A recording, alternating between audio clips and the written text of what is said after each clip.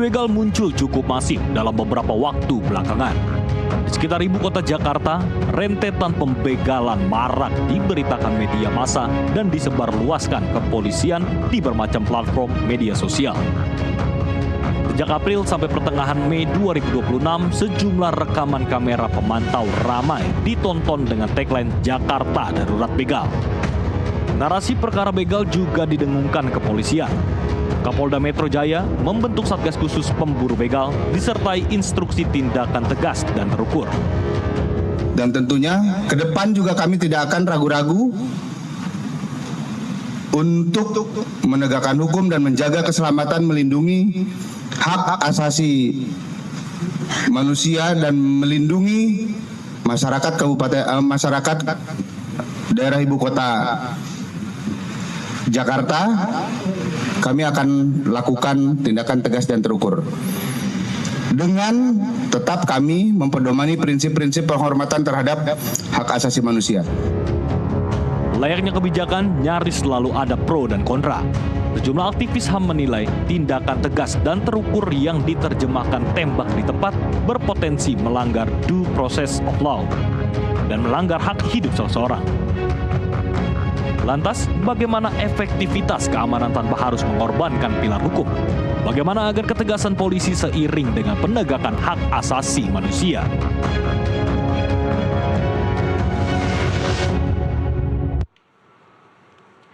Pemirsa, aksi pembegalan yang kian nekat belakangan ini memicu respon keras dari kepolisian. Pembentukan Satgas Khusus hingga instruksi tembak di tempat bagi begal yang melawan kini resmi diberlakukan. Langkah tegas ini memicu perdebatan. Di satu sisi, masyarakat mendambakan rasa aman dan efek jera yang instan. Namun di sisi lain, bayang-bayang pelanggaran HAM dan potensi salah sasaran menghantui penegakan hukum.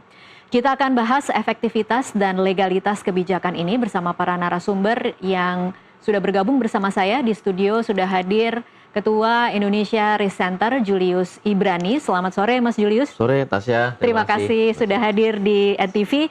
Dan juga pemirsa melalui sambungan Zoom kita sudah tersambung dengan Direktur Reserse Kriminal Umum Polda Metro Jaya, Komisaris Besar Imanuddin. Selamat sore Pak Iman. Selamat sore Mbak Mas Julius. Selamat sore. Sore Bang. Iya Pak Iman, saya ke Pak Iman terlebih dahulu untuk pertanyaan pertama. Ini kan ada narasi yang kemudian berkembang di masyarakat Jakarta Darurat Begal dan kemudian Polda Metro Jaya mendirikan unit tim pemburu begal. Dan yang kemudian menjadi perdebatan adalah instruksi tembak di tempat. Mungkin saya ke Pak Iman untuk bertanya, ini dasar dari instruksi tembak di tempat ini lebih kemana Pak Iman? Lebih kepada darurat begal atau lebih ke frustrasi dan ketidakberdayaan polisi karena begal memang begitu marak, bahkan di Lampung sampai kemudian mengakibatkan korban aparat kepolisian? Yang mana Pak? Jadi saya luruskan dulu ya Mbak. Pertama, tadi dibilang frustasi nih. Sebenarnya kan kita tidak ada itu frustasi menghadapi begal itu. Kemudian yang kedua, ini kalau lihat judulnya agak-agak gimana ya? Kenapa Pak judulnya Pak? Ketegasan polisi PS hak asasi manusia. Kesannya itu bahwa ketegasan polisi itu selalu berhadapan dengan hak asasi manusia. Padahal sebenarnya ketegasan polisi itu untuk melindungi hak asasi manusia. Oke. Nah kami sampaikan terkait dengan tembak di tempat. Sebenarnya kami ini menggunakan nomenklatur tindakan tegas dan terukur. Jadi tindakan yang kami lakukan kepada para pelaku kejahatan itu adalah tindakan tegas dan terukur. Dengan ketegasan artinya kami tidak pernah ragu-ragu untuk mengambil tindakan sesuai dengan ketentuan hukum. Terukur artinya ukurannya adalah peraturan perundang-undangan yang mengatur kami di dalam melaksanakan tugas-tugas kepolisian. Apa yang harus kami lakukan untuk memberikan perlindungan kepada masyarakat? Kalau bicara hak asasi manusia, korban dari para pelaku kejahatan juga harus dilindungi hak asasi manusianya. Inilah bentuk perlindungan kami kepada hak asasi manusia yang lebih besar, yang lebih banyak daripada para korban itu. Sebagaimana kita ketahui, banyak juga korban-korban ini yang menjadi korban penembakan dari para pelaku, yang menjadi korban pembacokan dari para pelaku, bukan hanya harta bendanya, tapi keselamatan jiwanya juga terancam oleh kelakuan atau tindakan-tindakan beringas dari para pelaku itu. Oke, Oleh baik. karena itu, untuk melindungi keselamatan yang lebih besar, maka kami mengambil langkah tindakan tegas dan terukur. Baik, Pak Iman, ini yang mungkin belum dipahami publik dan kemudian memicu kontroversi. Mungkin bisa dijelaskan di sini, Pak Iman. Polisi akan menembak pelaku begal di tempat bila apa, Pak? Kami dalam hal melakukan tindakan tegas terukur itu ada dasar-dasarnya. Pertama, tentunya kami juga harus mempedomani undang-undang tentang hak asasi manusia. Kemudian kami juga harus mempedomani undang-undang kepolisian 2002. Kemudian kami juga harus mempedomani peraturan Kapolri nomor 1 tahun 2009. Kami juga harus mempedomani peraturan Kapolri nomor 8 tahun 2009. Semua itu mengatur tugas-tugas kami di lapangan yang menghormati hak asasi manusia. Nah, kapan polisi mengambil tindakan tegas dan terukur? Tentunya pada saat di lapangan, pertimbangan kami di lapangan ini untuk melindungi keselamatan yang lebih besar, maka kami akan mengambil langkah tindakan tegas dan terukur ini tanpa ragu-ragu. Baik, artinya ini sebenarnya peraturan lama ya yang kemudian mungkin terkesan sebagai instruksi baru, tetapi sebenarnya dalam pelaksanaannya polisi akan tetap mengindahkan peraturan-peraturan lama yang memang sudah ada ya, Pak Iman? Ya, sebenarnya sih bukan lama dan baru, selama itu masih tidak ada ketentuan yang mengatur lainnya, ya itulah yang kami pedomani. Oke, baik. Saya ke Mas Julius. Ini waktunya sedikit sebelum kita break azan maghrib, Mas Julius. Tapi apa catatan yang paling menarik buat Anda dari fenomena begal saat ini dan bagaimana polisi kemudian merespon? Oke, pertama Tasya, kita harus pahami situasi sosial ekonomi saat ini tentu memicu meningkatnya kriminalitas. Kami mencatat sejak tahun 2020 sampai 2024 kemarin tingkat kriminalitas itu begitu tinggi. Dan memang yang ditangani Polda Metro Jaya dan jumlah korbannya juga cukup tinggi. Dan angka melesetnya itu 4-6%. Sisanya bisa ditangani dengan oleh kepolisian. Tapi catatan kami gini, bahwa harus dipertegas tindakan terukur dan tegas dalam bentuk tadi itu adalah tindakan di ujung. Yang perlu dikonstruksikan kepada masyarakat, upaya-upaya mitigatif yang diberikan melalui kewenangan Polri di Undang-Undang Polri dalam membaca situasi sosial ekonomi. Baik. Tentu Polda memiliki tim intelijen, memiliki tim sosialisasi, memiliki program-program seperti polisi RW, Babin dan segala macamnya. Itu yang harus dikedepankan. Oke. Karena tindakan tegas tadi adalah ultimum remedium di akhir dengan syarat satu, ada ancaman nyawa bagi masyarakat dan juga bagi petugas. Oke, Dalam itu yang kemudian harus jadi pedoman ya? Yes, itu harus jadi pedoman. Dan dalam konteks KUHP pun, warga sipil diberikan hak yang sama, yaitu pembelaan yang namanya overmah di pasal 42. Nah, harusnya konsep ini yang dipertegas. Jadi tidak sekonyong-konyong, tidak ujuk-ujuk tembak di tempat begitu. War model seperti di Filipina. Apapun masalahnya langsung ditembak di tempat, langsung dibantai habis. Nah, ini yang kemudian kisru di hadapan publik. Kira-kira itu singkatnya. Oke, baik. Kita break dulu untuk azan maghrib. Pemirsa tetaplah bersama NTV Prime. Kami akan kembali usai jeda.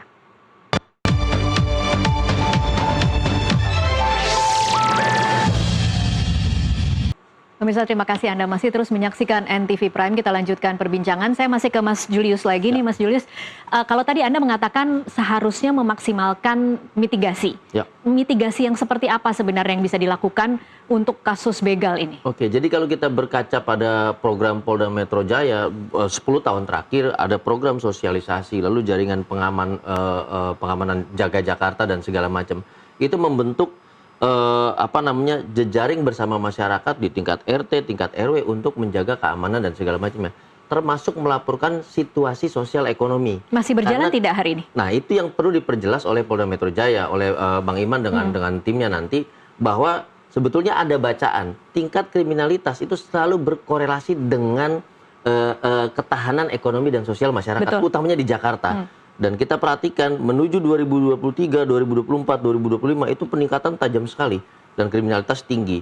Makanya begal-begal sudah mulai naik dan belakangan juga ada teror pocong dan segala macamnya.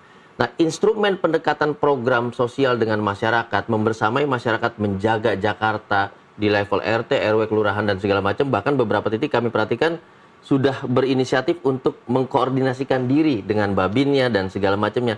Ini tinggal dimoderasi seperti apa. Tapi Anda percaya ya upaya seperti itu kemudian mampu menurunkan angka begal? Karena kalau kita perhatikan, Tasya, pelaku begal itu adalah bagian dari masyarakat sendiri yang mengalami keterdesakan sosial dan ekonomi.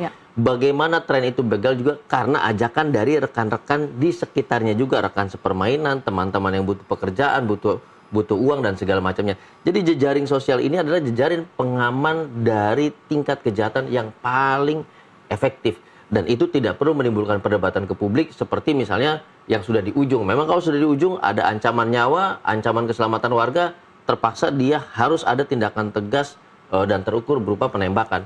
Tapi itu tidak akan efektif karena saya bilang belajar dari Filipina, pendekatan drug user, drugs dealer lewat war model, dibantai habis 3.000 orang, 4.000 orang dalam waktu 1 tahun. Apakah menghilangkan bisnis narkotika dan segala macamnya? Tentu tidak. Gitu. Nah, justru sebaliknya, ketika menuju 2022 ke 2023-2024, ada program yang namanya Polisi RW digunakan untuk berbagai macam sosialisasi. Ternyata itu mampu memoderasi ya berbagai gejolak di masyarakat, mampu mensosialisasikan beberapa program-program pemerintah. Jadi masyarakat juga mendukung program pemerintah. Nah, intervensi ini dalam konteks criminal justice system, Tasya, itu juga ternyata diberikan oleh KUHAP kepada kepolisian. Selain di Undang-Undang Kepolisian sudah ada. Bagaimana kepolisian diberi kewenangan untuk melakukan identifikasi intelijen, bahkan intervensi melalui intelijen untuk apa? Untuk melakukan identifikasi potensi-potensi pidana, untuk melakukan mitigasi rencana-rencana tindak pidana yang akan dilakukan, baik dalam konteks terorisme ataupun kejahatan umum biasa. Nah, ini yang sebetulnya perlu diyakinkan kepada masyarakat, karena Tasya, jumlah polisi sama jumlah masyarakat di Indonesia itu nggak seimbang. Proporsinya sangat timpang. Artinya kemampuan kepolisian untuk menjaga keseluruhan masyarakat itu harus diperkuat oleh masyarakat itu sendiri. Tidak bisa berdiri sendiri. Gitu, baik. Saya ke Pak Iman. Pak Iman mungkin bisa menjawab tadi beberapa poin yang dikatakan soal bagaimana sebenarnya ada fungsi mitigasi, apakah itu sudah dilakukan atau tidak. Silakan Pak Iman. Baik, Mbak. Sepakat saya dengan Mas Julius. Apa yang kami lakukan mengenai upaya penegakan hukum itu adalah ultimum remedium atau upaya yang terakhir yang kami lakukan untuk menghadirkan ketertiban kepada masyarakat itu. Hal ini tentunya diambil ketika terganggu ketertiban masyarakat dan terancam keselamatan jiwa dari masyarakat itu sendiri. Nah, kami sampaikan, Mbak, sebagaimana tadi yang disampaikan oleh Mas Julius, bahwa di dalam pengelolaan Kamtibmas itu, khususnya di Jakarta, Polda Metro Jaya ini sudah menjalankan 3 hal. Yang pertama adalah upaya preemptif. Upaya preemptif itu bagaimana membangun kesadaran masyarakat untuk bersama-sama dengan kami menghadirkan atau membangun ketertiban dan keamanan di tengah-tengah masyarakat. Ini proaktif masyarakat dengan kegiatan-kegiatan aktifnya kepolisian di dalam menjaga lingkungan. Contohnya pos-pos kamling, kemudian tadi ada polisi RW yang disampaikan Mas Julius. Ini sudah berjalan ya Pak Iman? Sudah, Mbak. Kami di Direktorat Reserse Kriminal Umum saja kami melakukan pembinaan terhadap 150 pos kamling yang ada di seluruh wilayah hukum Polda Metro Jaya. Belum yang terbina di bawah Direktorat Bimas atau Babin Kamtibmas. Nah, itu upaya preemptifnya. Kemudian upaya preventifnya apa? Kami melakukan patroli skala besar, patroli skala menengah maupun patroli skala kecil. Ini dilakukan di polsek-polsek, Polres maupun Polda. Ini dilaksanakan oleh kepolisian yang berdinas di Satuan Sabara. Nah, patroli ini dilakukan pada wilayah-wilayah yang rawan kejahatan. Bahkan Direktorat Sabara Polda Metro Jaya juga membentuk 150 pos pantau yang tugasnya melakukan penjagaan dan pemantauan terhadap wilayah-wilayah yang rawan terhadap kejahatan tersebut. Nah, yang terakhir adalah upaya kami adalah upaya represif. Ini adalah upaya yang terakhir yang kami lakukan, upaya represif ini. Karena apa? Karena kejadiannya sudah terjadi. Nah, kejadian sudah terjadi, maka para pelaku ini harus mempertanggungjawabkan perbuatannya sebagaimana hukum yang berlaku di negara kita. Nah, kebetulan karena pelakunya berbahaya dan membahayakan keselamatan masyarakat, membahayakan keselamatan petugas di dalam menjalankan tugasnya. Karena apa? Karena mereka membawa senjata api. Karena apa? Karena mereka membawa senjata tajam. Kalau kita perhatikan dari 173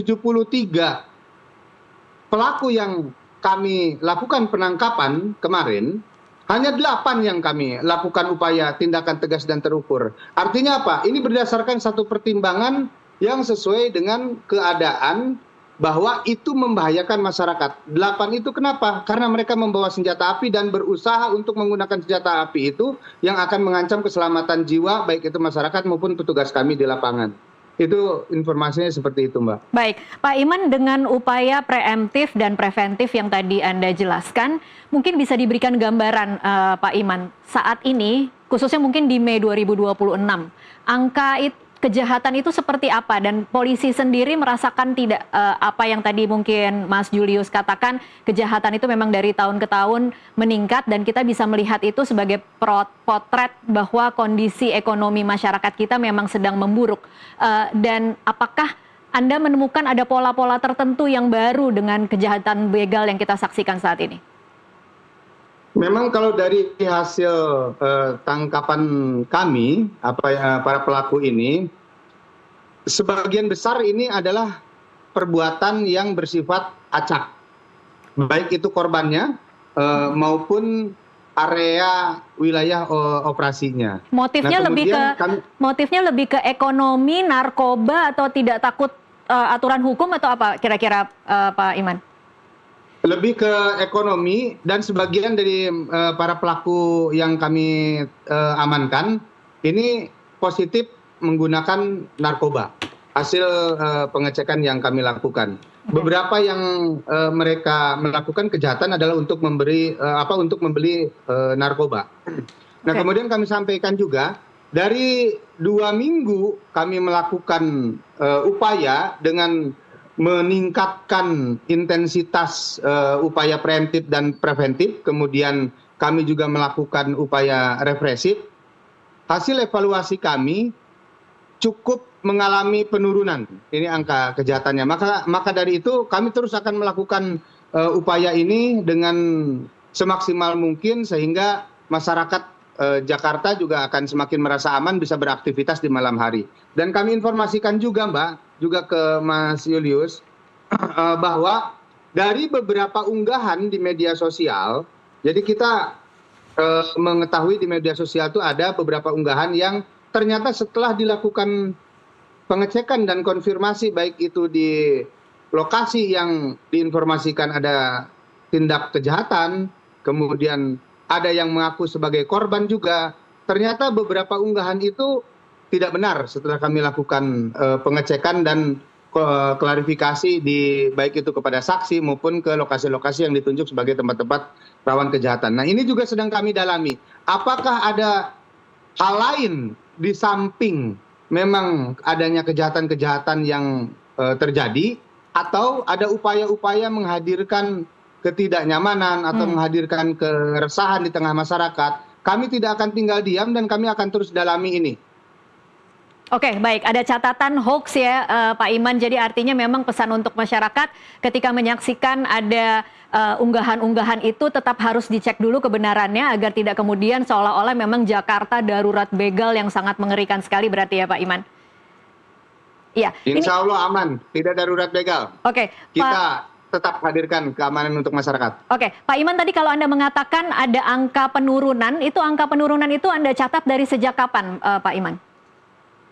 Jadi sejak awal kami menggelar operasi pemburu begal sampai dengan hari ini sudah berjalan 1 minggu lebih ya kami lakukan, dan kami sandingkan dengan laporan kejadian yang masuk ke database Direktorat Reskrim Polda Metro Jaya, ini mengalami penurunan yang cukup signifikan. Baik. Nanti kami akan publikasi untuk angka penurunannya setelah kami lakukan evaluasi. Baik, Pak Iman, satu lagi untuk Anda sebelum saya ke Mas Julius. Ini tidak tahu, saya mungkin bisa dikoreksi nanti Pak Iman, apakah ini memang pengaruh media sosial yang kemudian meng-highlight berbagai video aksi begal, atau ini memang benar-benar terjadi? Pak Iman mungkin nanti bisa konfirmasi.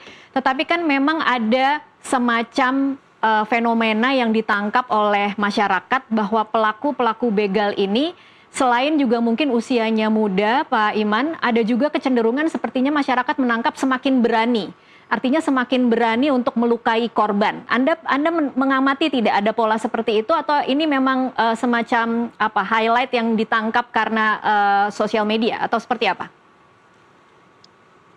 Memang sebagian daripada pelaku yang kami amankan itu mereka memiliki keberanian karena rata-rata usianya juga pada usia-usia yang sedang cukup produktif.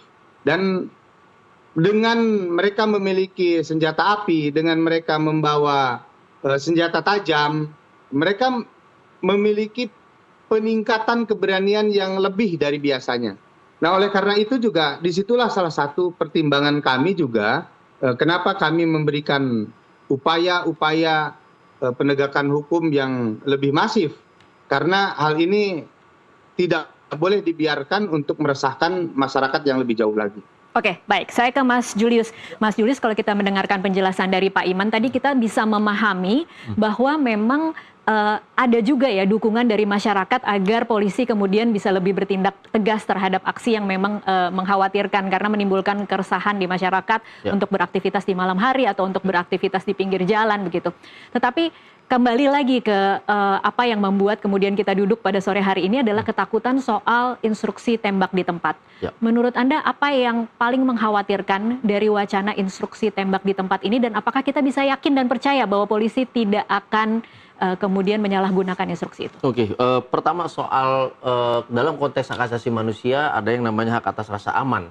Hak atas rasa aman itu termasuk politik penegakan hukum dan penegakan keamanan, penjagaan keamanan.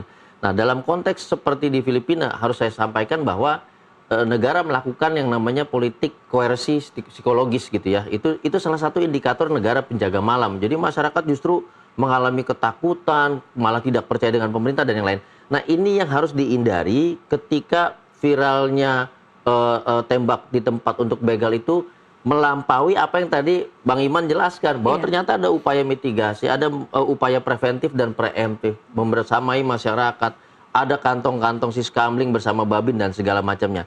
Nah, ini jangan sampai dibaca bahwa ancaman itu mulai dari psikologis kemudian menimbulkan ketidakpercayaan dari masyarakat kepada Polda Metro Jaya. Yang pertama atas catatannya. Yang kedua adalah perlu kami sampaikan secara prinsip dalam konteks penegakan hukum pun negara hukum modern sudah berubah, mulai dari menghitung jumlah kejahatan yang ditangani gitu, yang berhasil ditangani, sudah maju bahkan berapa jumlah potensi masalah hukum, berapa jumlah potensi kejahatan yang berhasil dimitigasi. Tadi Bang Iman cerita sebetulnya dengan kantong-kantong itu angka 175 berdasarkan catatan kami itu ternyata kecil sekali. Gitu. Dengan penembakan 8 artinya dia di bawah 10%. Di tahun-tahun belakangan di beberapa wilayah yang lain itu angkanya bahkan mencapai 20-30%, utamanya di bagian Sumatera. Nah, ini yang harus disampaikan kepada masyarakat. Artinya Polda berhasil menangani tindak kejahatan dalam konteks tanpa perlu ada tindakan represi. Angka 8 itu jauh dari 10% dari begal yang terjadi. Nah, terakhir mungkin catatannya seperti ini.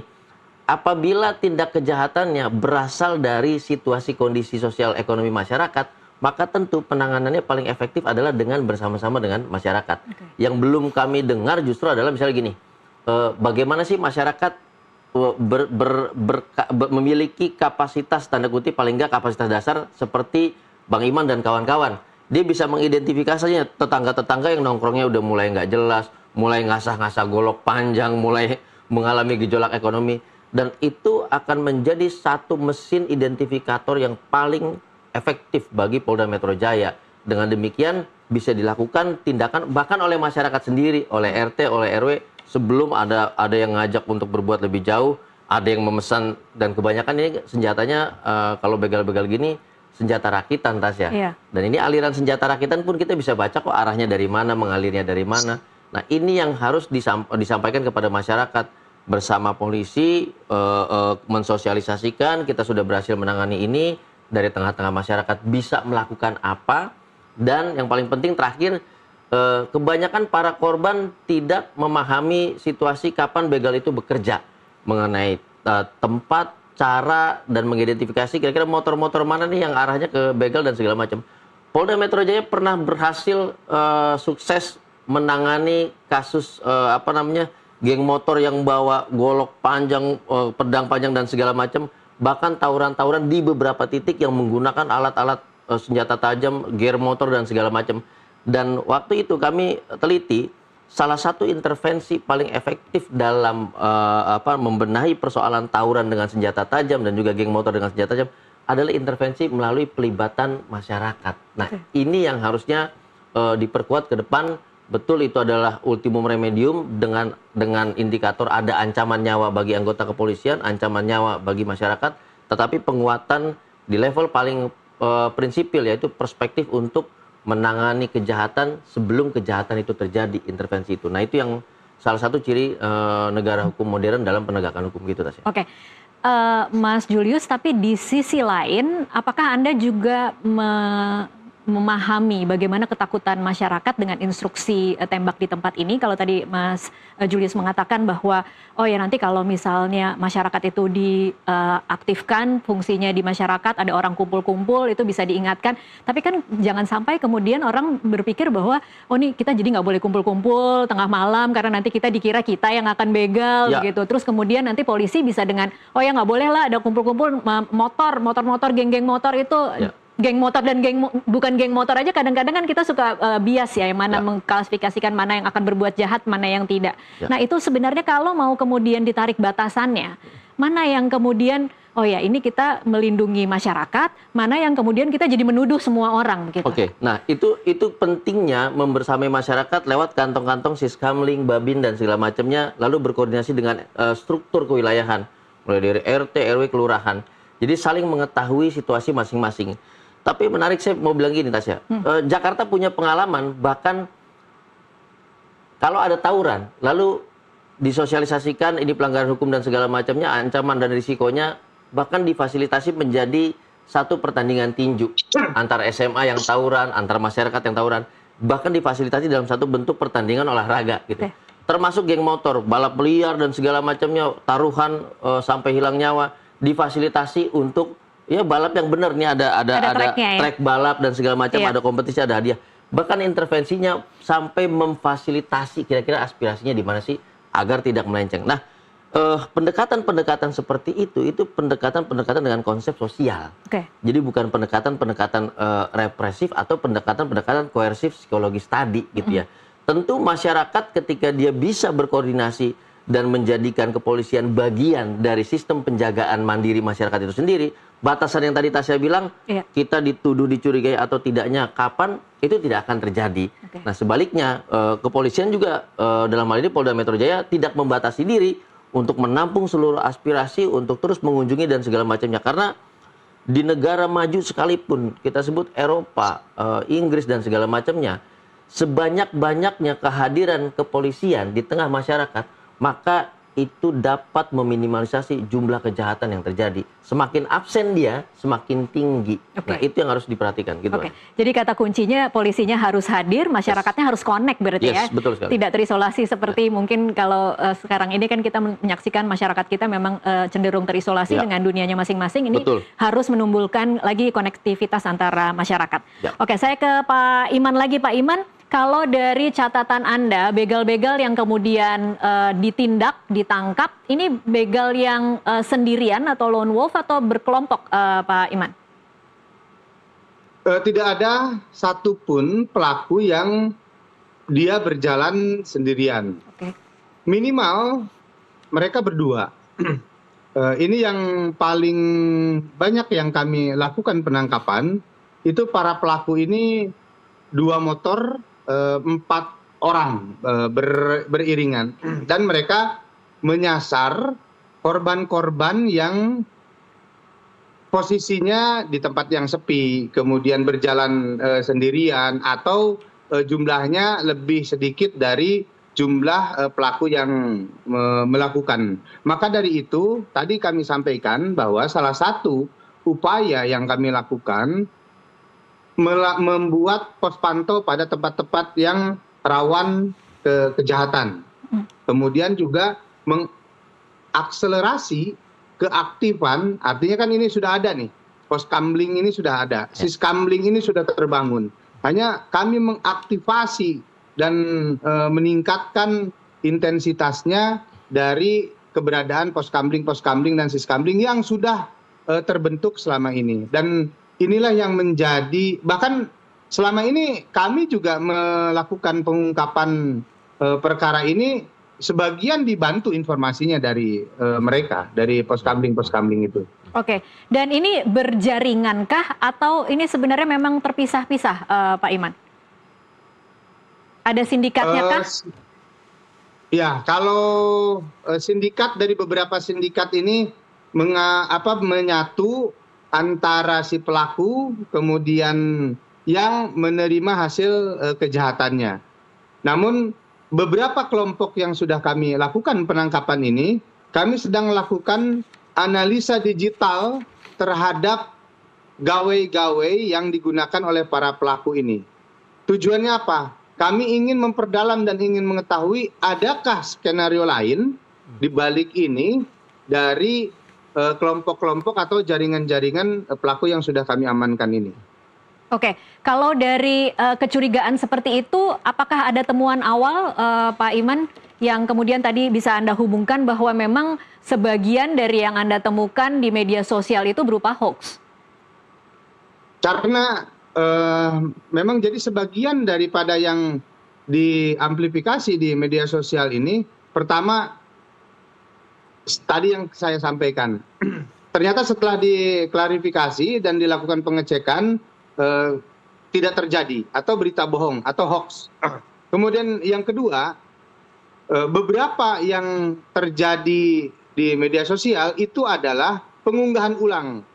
Jadi kejadiannya sudah berlalu, pelakunya sudah kami tangkap, ternyata diunggah kembali sama beberapa akun media sosial. Dan pada saat kami lakukan konfirmasi ke akun media sosial, yang bersangkutan tidak mau memberikan penjelasannya. Ini makanya kita terus lakukan pendalaman terhadap ini. Pak Selaras Iman, nih dengan informasi ramenya pocong tiba-tiba hadir itu loh, Mbak. Iya, pocong ini kalau Anda, dalam catatan Anda ini pocong semuanya hoax ya, Pak Iman? Maksudnya? Semua berita atau laporan bahwa ada pocong begal itu ketika dikonfirmasi semuanya hoax atau ada yang benar? Enggak juga. Kalau begal, sebagian daripada yang naik di media sosial ini kami lakukan penindakan hukum, memang real ada. Nah, kalau untuk pocong di beberapa wilayah memang tidak ditemukan keberadaannya. Tapi di beberapa wilayah juga ada sebagian yang ternyata ya orang-orang yang ingin mencoba melakukan kejahatan, namun terlebih dahulu dapat dimitigasi atau diantisipasi oleh lingkungan atau masyarakat sekitarnya. Oke, jadi ada yang benar ya berarti ya Pak Iman, pocong yang kemudian membawa senjata tajam tuh ada yang kemudian ditangani oleh warga masyarakat begitu ya Pak Iman? Ya, ada Mbak. Oke, baik.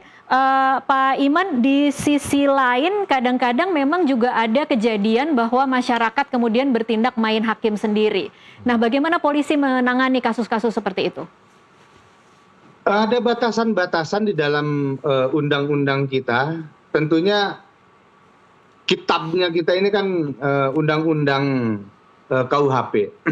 Tadi di awal disampaikan oleh Mas Julius bahwa ada alasan-alasan yang dapat menghapuskan pidana atau dapat memaafkan perbuatan. Nah, itu semuanya diatur di dalam KUHP. Sejauh mana masyarakat melakukan karena keadaan yang terdesak, melakukan pembelaan diri, sehingga ada alasan pemaaf sehingga tidak bisa dilanjutkan dengan upaya penuntutan. Nah, tentunya ini harus kita pedomani dan kita sepakati sama-sama. Apa pedomannya? Ya di KUHP, di KUHP. Baik, Pak Iman, kalau Anda bisa bicara atas nama aparat yang bertugas di lapangan per hari ini dengan begitu maraknya kasus begal dan kemudian tekanan dari publik, apakah aparat juga merasakan ada tekanan publik untuk aparat itu bertindak dengan ketegasan tertentu? Ketegasan-ketegasan yang kami lakukan tentunya adalah berdasarkan batasan pertimbangan untuk menjaga keselamatan masyarakat dan menghadirkan rasa aman bagi masyarakat, khususnya kami di wilayah hukum Polda Metro Jaya. Ya, tekanan itu kepada kami adalah ketika kami belum bisa menghadirkan rasa aman bagi masyarakat. Ya, kalau hari ini masyarakat merasa tidak aman atau merasa tidak nyaman beraktivitas di malam hari, itulah tekanan sesungguhnya bagi kami. Maka kami harus melakukan tindakan dan upaya ekstra untuk menghadirkan rasa aman dan nyaman bagi masyarakat yang berada di wilayah hukum Polda Metro Jaya ini.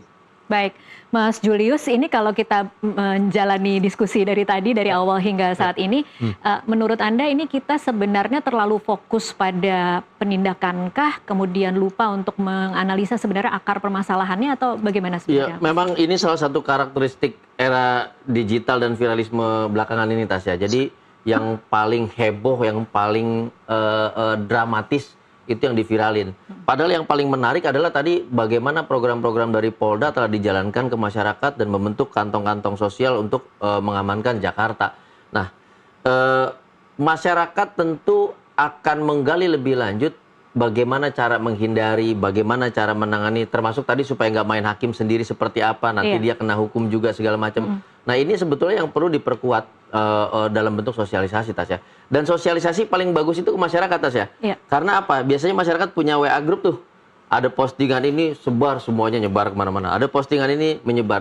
Dan kantong-kantong ini perlu diaktifkan juga dalam konteks sosialisasi digital sepertinya, Tasya. Oke, jadi harapannya kalau kemudian itu bisa dilakukan melalui WA group misalnya, masyarakat tuh harus diberitahu apa sih? Yang pertama, masyarakat harus diberikan kesadaran bahwa di sekitarnya masyarakat tuh dapat melakukan identifikasi kondisi sosial, ekonomi, dan potensi kriminal dari sekitarnya. Itu dulu yang pertama. Artinya harus lebih waspada. Betul, harus lebih waspada. Yang kedua adalah masyarakat perlu saling berpegangan tangan untuk menjaga keamanan masing-masing, untuk menjaga kenyamanan masing-masing juga. Dan yang paling penting dalam situasi sosial ekonomi yang seperti ini, hand in hand together gitu ya, saling membantu di masyarakat, itu jadi pondasi utama untuk ketahanan ekonomi, sosial, budaya, hukum, dan segala macamnya. Nah, ini juga perlu dilakukan sosialisasi. Kalau sosialisasinya hanya sepihak masyarakat saja, negara tidak hadir, nah ini juga timpang. Tapi kepolisian bisa hadir, melakukan sosialisasi, membersamai masyarakat. Jadi ada engagement, ada sebuah ikatan yang kuat antara kepolisian dengan masyarakat. Termasuk tadi, kalau Bang Iman, beliau bisa mengidentifikasi mana akun yang fiktif gitu, mana postingan yang lama dan segala macam. Karena polisi. Yes, karena punya kewenangan, punya instrumen juga, punya sarana dan fasilitas. Tapi masyarakat kan tidak. Asal dia lihat kemudian heboh, dramatis, pasti jempolnya tuh langsung forward aja kemana-mana. Nah, ini juga bagian dari salah satu target pengamanan alur informasi. Jadi apa? Polisi juga punya kewajiban untuk mengklarifikasi mana yang hoax, mana yang tidak? Tentu, tapi lebih penting lagi, lebih maju lagi, Tasya. Bukan hanya mengklarifikasi itu kayak pemadam kebakaran. Apa yang sudah kebakaran dia padamkan. Tetapi tadi memberikan indikator-indikator bagaimana masyarakat memahami viralisme tadi. Informasinya dicek dulu sebelum disebarkan. Lalu seperti pocong tadi, itu pocong di mana-di-mana. Kalau masyarakat nggak rapat, kalau masyarakat nggak ada pertemuan, kalau nggak ada sosialisasi, maka masyarakat nggak tahu sebenarnya pocong-pocong itu adalah bagian dari mereka-mereka juga yang ingin melakukan tindak kejahatan, pencurian, dan segala macam. Nah, ini yang penting, memberikan satu guidelines, memberikan contoh kepada masyarakat, mengidentifikasi hal-hal seperti tadi agar dapat dilakukan tindakan mitigasi. Termasuk tadi yang Bang Iman ceritakan, masyarakat dijamin haknya untuk merespon ketika dia mengalami keterdesakan dengan dua konsep. Dalam KUHP kita mengenal overmach atau no dwell access.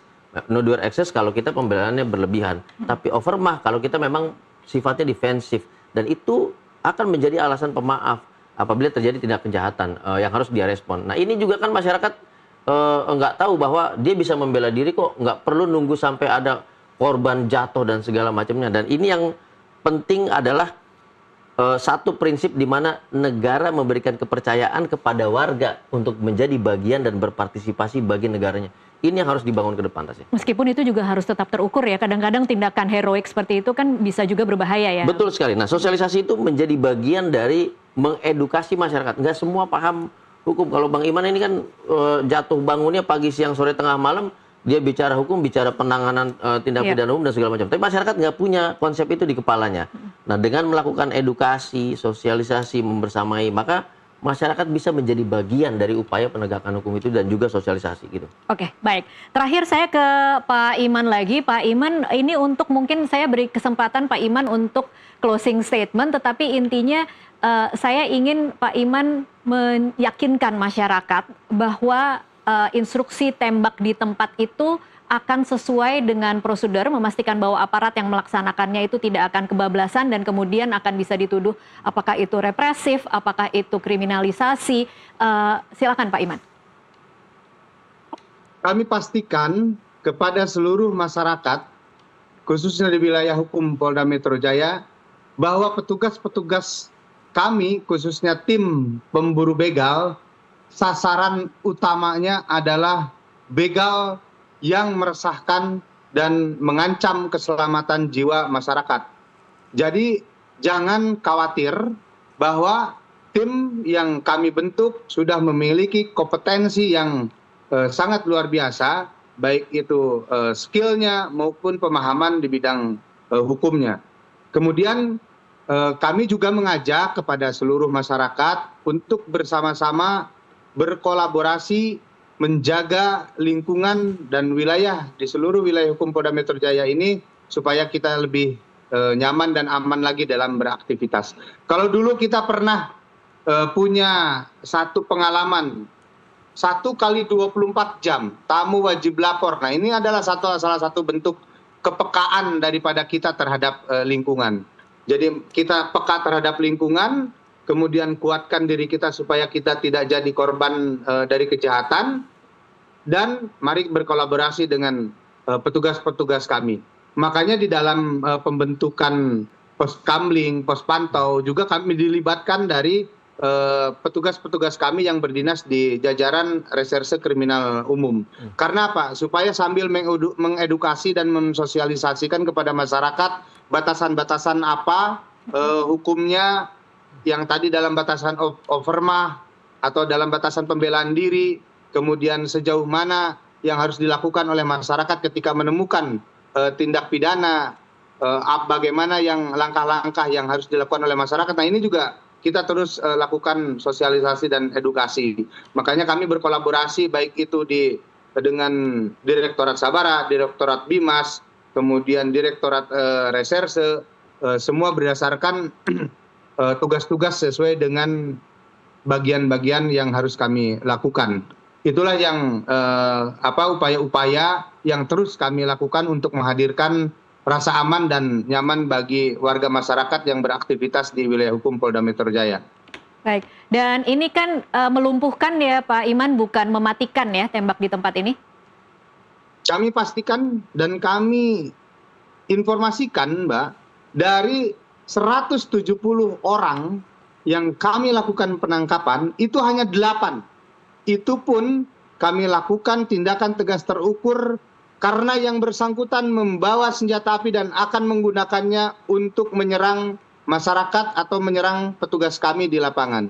Silahkan dicek atau dilihat, dari 173 ini, sisanya alhamdulillah baik-baik saja. Kemudian yang dikenakan tindakan tegas terukur juga sebagai bentuk penghormatan kami terhadap HAM, sebagai bentuk kasih sayang kami terhadap mereka sebagai warga negara Indonesia, kami lakukan perawatan, kami berikan hak-haknya sehingga sampai dengan hari ini juga mereka masih sehat, alhamdulillah. Oke, baik. Terima kasih Pak Iman sudah berbagi informasi bersama kami di NTV Prime.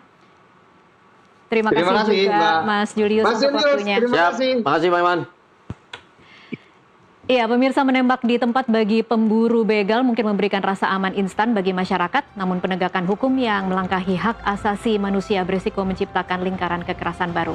Tantangan terbesar negara hari ini adalah menghadirkan ketertiban tanpa harus mengorbankan keadilan dan hak paling mendasar warga negara. NTV Prime akan kembali usai jeda. Terima kasih, Mas.